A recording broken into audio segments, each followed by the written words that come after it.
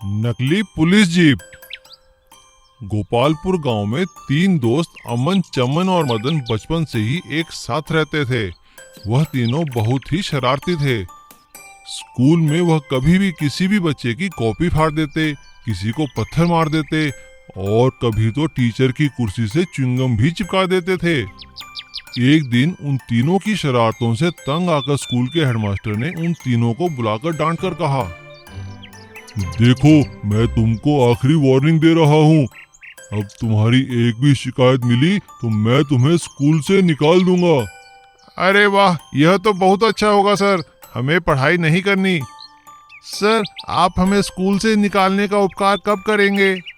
ऐसा बोलकर वह तीनों हेडमास्टर के कमरे से बाहर निकल जाते हैं।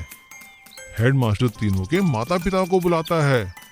उन तीनों के माता पिता हेडमास्टर से माफी मांगते हैं और जैसे तैसे वह तीनों स्कूल की पढ़ाई पूरी कर लेते हैं। लेकिन बड़ा होने पर भी वह तीनों आवारा इकट्ठा ही घूमते रहते हैं, कुछ काम नहीं करते, बस दिन भर गांव में घूमकर शरारतें करते रहते हैं। एक दिन मदन के पिताजी की वर्कशॉप में एक पुलिस की जीप ठीक होने के लिए आई। मदन उसे लेकर चौपाल पर बैठे अपने दोनों दोस्तों के पास आया। अरे वाह मदन, ये पुलिस की जीप कहाँ से ले आए? अरे तुम्हें इससे क्या, चलो आओ घूम कर आते हैं।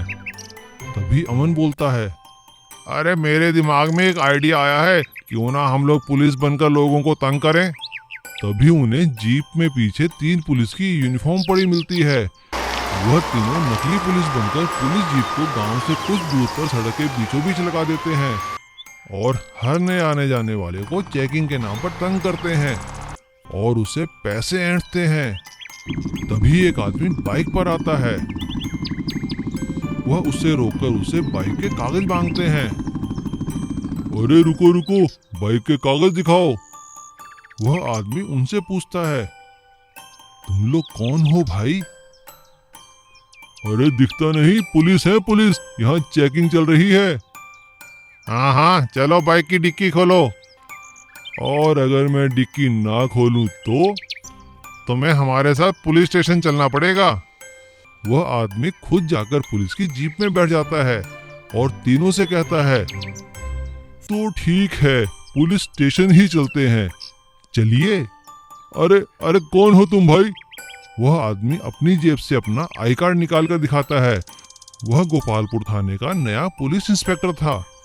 यह देखकर वह तीनों घबरा जाते हैं और वह तीनों पुलिस इंस्पेक्टर से माफी मांगते हैं। तो बच्चों, दोबारा कभी पुलिस मत बनना और मैं तो कहता हूँ शरारतें छोड़कर अपना कुछ काम करना शुरू करो, मेहनत करो। वह तीनों दोबारा फिर कभी शरारत ना करने की कसम खाते हैं और अगले ही दिन से मेहनत से काम करना शुरू कर देते हैं। Auto house. विजय नाम का युवक गांव से शहर काम करने के लिए आया। थोड़े ही दिनों में उसने ऑटो रिक्शा चलाना सीख लिया और उसे चलाकर अपना गुजर बसर करने लगा। कुछ पहचान वालों की मदद से उसने एक खोली भी किराए पर ले ली। एक दिन विजय का पड़ोसी विजय से पूछता है, और भाई विजय, क्या हाल चाल है? कुछ कमाई वमाई हो भी रही है या नहीं? हाँ भैया, सब ठीक ठाक है, बस गुजर बसर हो रहा है किसी तरह। जो भी कमाता हूँ उसमें से आधा तो खाने पीने में और खोली के किराए में निकल जाता है।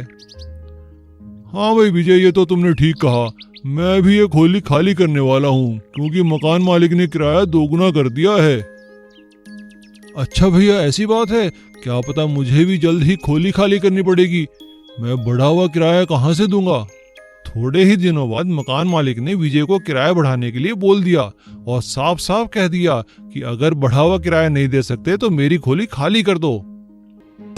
अगले दिन विजय ऑटो लेकर ऑटो स्टैंड पहुंचा।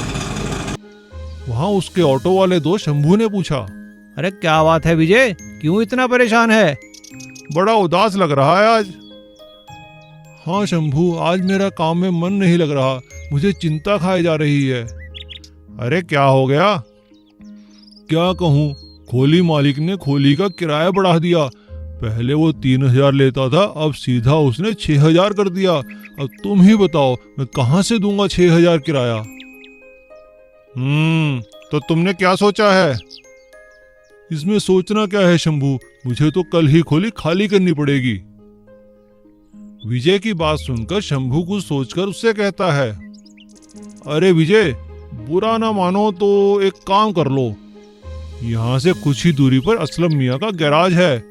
वह रोज के 50 रुपए लेते हैं रात को ऑटो खड़े करने का, और वहां पर नहाने धोने का भी इंतजाम है। तुम तो अकेले हो, सोचो इस बारे में। लेकिन शंभू, मैं रात को सोऊंगा कहाँ? अरे यार विजय, तुम भी कैसी बात करते हो, अपने ऑटो में ही सो लेना। अकेले तो तुम हो, तुम्हारे पास कौन सा इतना सामान है, या तुमने कौन सा रोज खाना बनाना है? वहीं पे नहा धो लेना, होटल में खाना खा लेना और ऑटो में सो जाना। विजय को शंभू की बात समझ में आ जाती है और वह असलम मियाँ के पास जाता है। असलम मियाँ भी विजय की हालत देखकर उसे हाँ कर देते हैं। इस तरह से विजय की ना सिर्फ रहने की समस्या दूर हो जाती है, बल्कि उसे पैसों की भी अच्छी बचत हो जाती है। और ऑटो में सोने की वजह से जब तक उसे नींद नहीं आती, वो ऑटो भी चलाने लगता है। इससे उसका काम भी बढ़ जाता है। सतपुर गांव में एक लड़का चमन रहता था। उसकी नई नई सरकारी नौकरी लगी थी। वह जल विभाग में पानी के टैंकर का ड्राइवर था।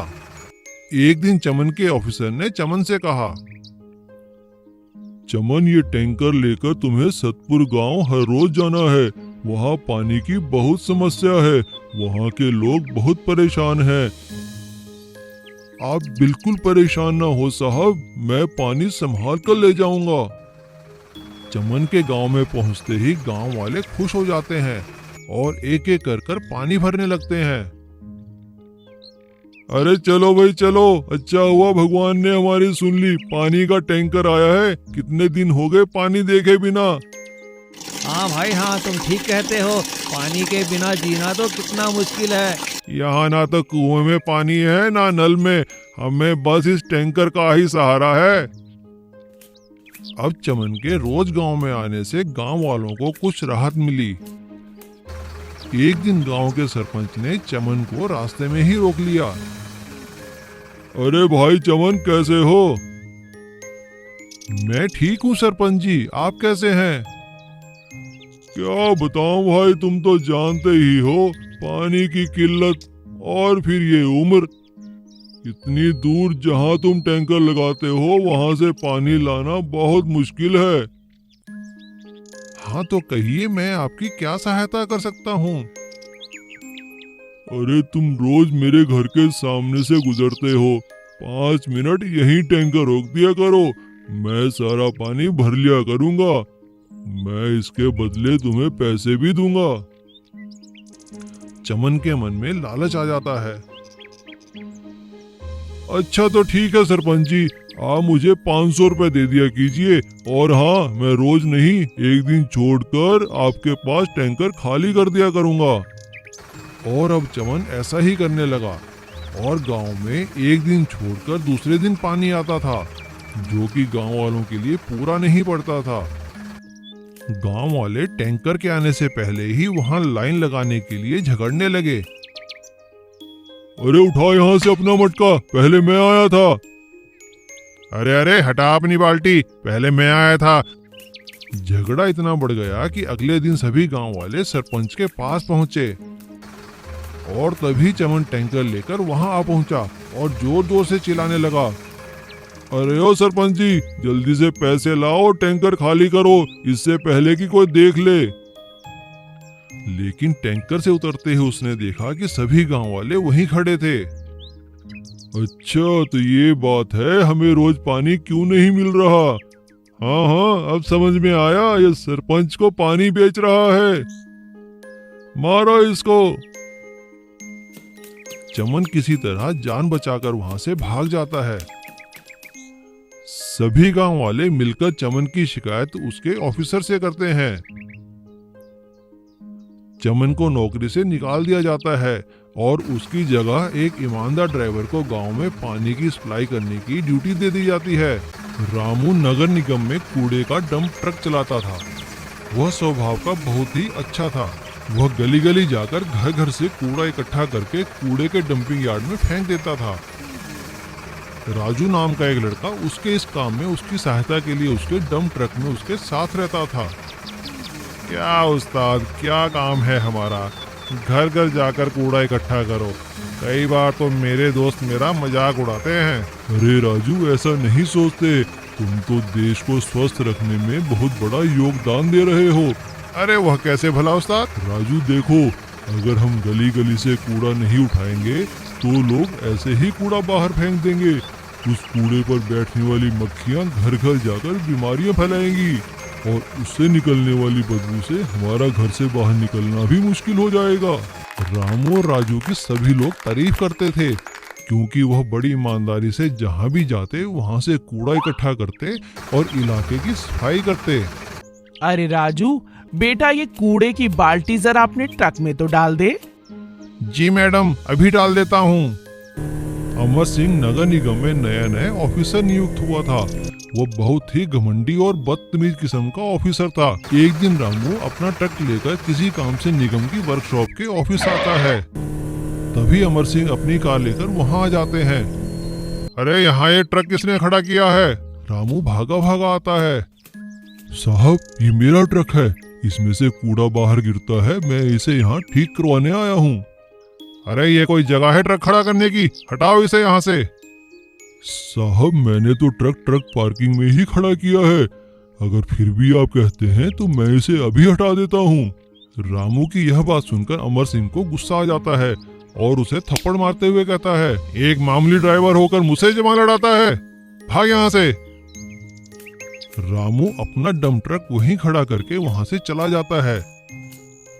बिना किसी बात के रामू को थप्पड़ मारने के कारण सभी निगम के डंप ट्रक वाले अपना ट्रक चलाना बंद कर देते हैं और हड़ताल कर देते हैं। 2 दिन बीत जाते हैं। कूड़ा न उठाने के कारण गलियों में, सड़कों पर और पूरे शहर में कूड़े के ढेर इकट्ठे हो जाते हैं। चारों तरफ बदबू ही बदबू फैलने लगती है।